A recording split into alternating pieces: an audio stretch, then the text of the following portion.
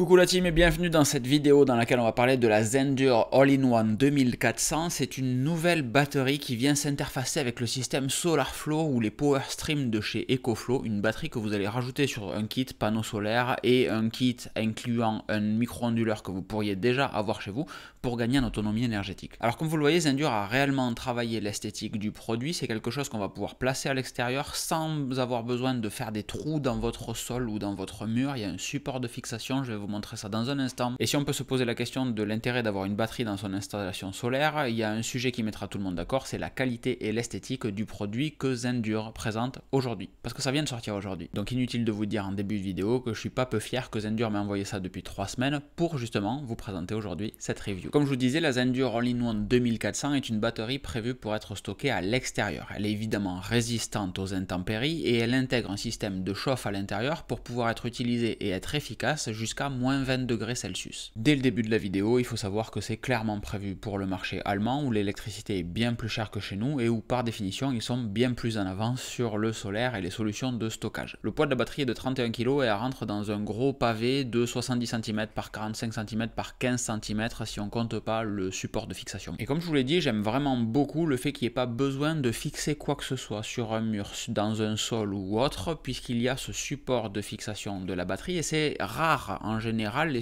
batteries plates comme ça, on va devoir les fixer quelque part. Ou alors vous avez un système de batterie qui s'empile et là ça monte et ça se cale tout seul. Le rôle d'une batterie comme ça, c'est de stocker l'excédent d'énergie durant la journée très ensoleillée pour pouvoir le redistribuer une fois que le soleil est couché. Rien d'extraordinaire. Dans mon cas, j'ai une offre tempo et ça peut me servir à recharger à fond la batterie la veille d'un jour rouge pour neutraliser au maximum ce jour rouge le lendemain en laissant la batterie apporter de l'électricité sur mon réseau. Ça, c'est un scénario et un fonctionnement que je vais vous montrer dans un instant. Mais globalement, une batterie se comporte comme un tampon entre votre production solaire et votre consommation parce que vous avez normalement davantage de production solaire que de consommation à un instant T et ça évite de relancer tout ça gratuitement sur la grille électrique. Avant de vous présenter mon installation, il est important de bien comprendre que c'est un test et que donc ce que je vous montre aujourd'hui est sujet à évoluer réellement, c'est fonctionnel pour le test aujourd'hui de la Zendure All-in-One 2400. La Zendure All-in-One 2400, elle se connecte très simplement à vos panneaux solaires déjà existants et même à votre setup incluant un micro-onduleur. Il y a un emplacement qui est prévu à l'arrière de la batterie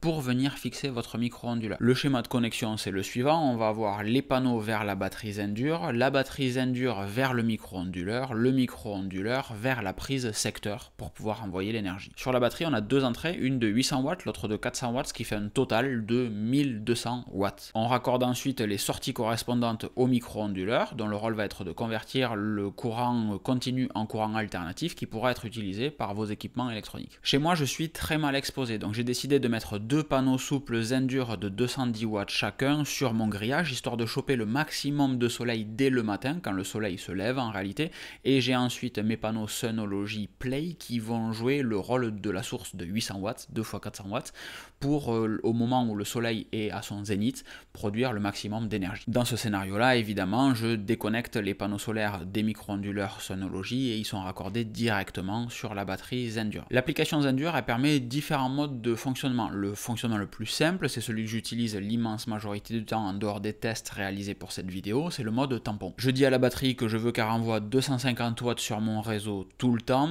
et à côté de ça, l'excédent d'énergie qui va être produit va être stocké sur la batterie. Les fois où je produis moins de solaire que 250 watts, s'il reste de l'énergie dans la batterie, elle va venir compléter jusqu'à hauteur des 250 watts demandés. On va également indiquer à la batterie la valeur minimale de charge qu'on veut qu'elle retienne. Donc Zendure propose 10% de batterie de charge minimale pour protéger la batterie qu'elle dure le plus longtemps possible. Dans mon cas, j'ai mis 20% histoire de m'assurer qu'elle soit en bonne santé. Après, il existe différents scénarios. Le premier de ces scénarios, ça va être le mode priorité batterie où on va dire à l'application, je veux que la batterie se recharge en priorité durant les horaires où il y a le plus de soleil. Donc par défaut, c'est entre midi et 17h. Priorité à la recharge de la batterie et durant ce moment-là, tu n'envoies que 100 watts sur le réseau. Tout le reste, ça part dans la batterie. Donc dans mon cas, comme j'ai pas un gros talon et que j'avais que 250 watts, ça peut être utile, mais c'est pas si délirant que ça non plus. Et évidemment, dès que la batterie est chargée ou dès qu'on sort de ces horaires-là, la batterie reprend le fonctionnement normal, donc dans mon cas, 250 watts part sur le réseau. Si la batterie est totalement chargée, à ce moment-là, c'est toute la production solaire qui part sur le réseau, il y a un mode de bypass. Le deuxième mode, le deuxième scénario, ça va être un fonctionnement très classique avec un calendrier. Vous donnez un horaire de début, la puissance que vous voulez envoyer sur le réseau, un autre horaire, la puissance que vous voulez envoyer sur le réseau, et la batterie va respecter automatiquement ces valeurs-là. Donc si vous êtes sur un tempo, ça peut être à partir de 6 heures, quand les heures pleines commencent, tu envoies de l'énergie, et à 22 heures, tu arrêtes d'envoyer de l'énergie, parce que c'est là que je la paye moins cher, garde-la pour le lendemain matin à 6 heures, quand le soleil ne se sera pas encore levé. Les deux autres modes proposés par l'application, c'est de la réinjection en fonction d'analyse de consommation, donc avec des modules Shelly par exemple, ou avec des prises connectées Zendur. J'ai aucun de ces deux types de modules, donc je n'ai pas du tout tester ces équipements-là et ces modes-là. Après, il y a un truc qui fait son charme, c'est que les LED à l'extérieur peuvent être configurés pour créer une ambiance, entre guillemets, sur votre terrasse, votre balcon, ce que vous avez envie. Moi, je suis très bon client de ces trucs-là, même si j'ai absolument pas de clavier RGB, je suis pas du tout gamer, mais je trouve ça cool d'avoir pensé à l'agrément esthétique d'une batterie qui va être placée en extérieur et qu'on verra par définition tout le temps. Et maintenant, dans cette vidéo, on va faire un nouveau truc que je n'ai jamais fait, que je déteste faire, et cette fois ne fait pas exception, c'est un calcul de rentabilité. Dans chaque vidéo où je vous parle de solaire, il y a toujours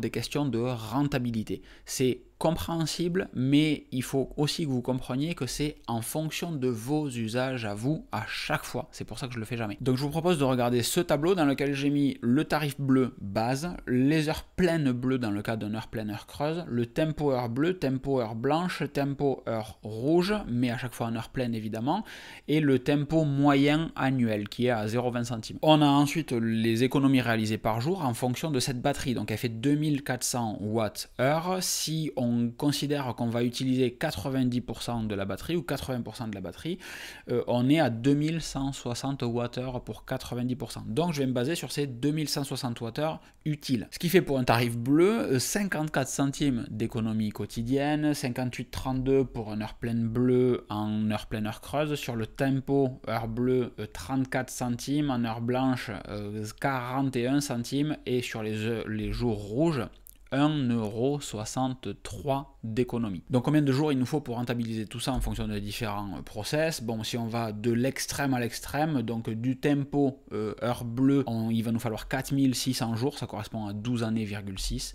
Si on avait des années que d'heure rouge, il nous faudrait 2 années et demie pour rentabiliser cette batterie. Si on a un tarif de base, il nous faut 8 ans. La partie intéressante, c'est la colonne tout à droite de la moyenne du tempo à l'année. Si on pondère tous les jours en tempo, on est sur un tarif global qui est à 20 centimes du kilowattheure. Merci la team du Discord pour avoir réalisé le calcul à ma place. Ce qui fait qu'on a une rentabilité sur ce produit garantie 10 ans de 10 ans. Zendur nous dit aussi que la durée de vie estimée du produit est de 15 ans. Je trouve ça très juste, 15 ans. Pour moi, ça devrait durer plus longtemps, mais Zendur nous dit 15 ans, donc on va rester sur 15 ans. Ce que ce tableau ne montre pas, en revanche, c'est que vous allez pouvoir réellement gommer tous vos jours rouges avec un produit comme ça et une bonne partie de vos jours blancs. Et là, tout dépend de votre talon de consommation et de l'usage que vous avez chez vous, de la quantité de panneaux solaires qu'il y a chez vous, de votre exposition, de plein de trucs. Moi, l'idée, c'est de vous donner le maximum de data pour qu'ensuite, en fonction de vos usages, vous puissiez faire le calcul tout seul. Dans tous les cas, j'ai prévu de vous faire une vidéo sur le talon de consommation parce que je me rends compte que c'est pas super clair pour tout le monde de la manière de calculer son talon de consommation, comment on l'estime réellement et à quoi ça correspond au quotidien. Donc on va faire une vidéo dédiée là-dessus, histoire que ça soit la base du solaire et de l'autoconsommation. Mais aujourd'hui, le sujet des batteries, il est très clivant. Il y a ceux qui sont convaincus que c'est absolument utile, voire nécessaire, et il y a ceux qui voient pas vraiment l'intérêt au tarif du kilowattheure d'énergie stockée. Mais ce qui est certain, c'est que le prix du kilowattheure d'énergie stockée est en chute libre réellement, alors que le prix de l'énergie